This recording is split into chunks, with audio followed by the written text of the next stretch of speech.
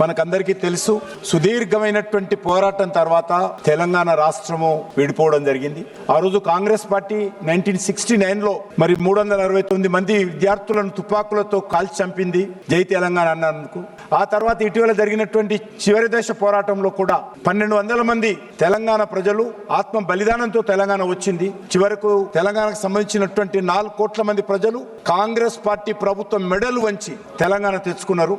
కానీ దురదృష్టం ఏంటంటే తెలంగాణ వచ్చిన తర్వాత కాంగ్రెస్ పార్టీ ప్రభుత్వము లేక ఆంధ్రప్రదేశ్ రాష్ట్రంలో కూడా మరి మనతో విడిపోయినటువంటి ఆంధ్రప్రదేశ్ రాష్ట్రము తెలంగాణ అన్నదమ్ముల్లాగా ఒక పోటీ తత్వంతో ఆరోగ్యకరమైనటువంటి వాతావరణంలో 2 రాష్ట్రాలు అభివృద్ధి చేసుకోవాల్సిన అవసరం ఉండింది. కానీ దురదృష్టం ఏంటంటే ఈ రోజు వరకు కూడా అమరావతి రాష్ట్ర రాజధాని అని చెప్పుకునేటువంటి పరిస్థితి లేకుండా ఈ రోజు అక్కడ ఉన్నటువంటి పరిస్థితి రావడము, ఆంధ్రప్రదేశ్ ప్రజలు మా రాష్ట్రం ఆంధ్రప్రదేశ్ మాకు స్టేట్ క్యాపిటల్ లేదు అని చెప్పుకునేటువంటి పరిస్థితి రావడము చాలా దురదృష్టకరం అని చెప్పి ఈ సందర్భంగా మనవి చేస్తున్నాను.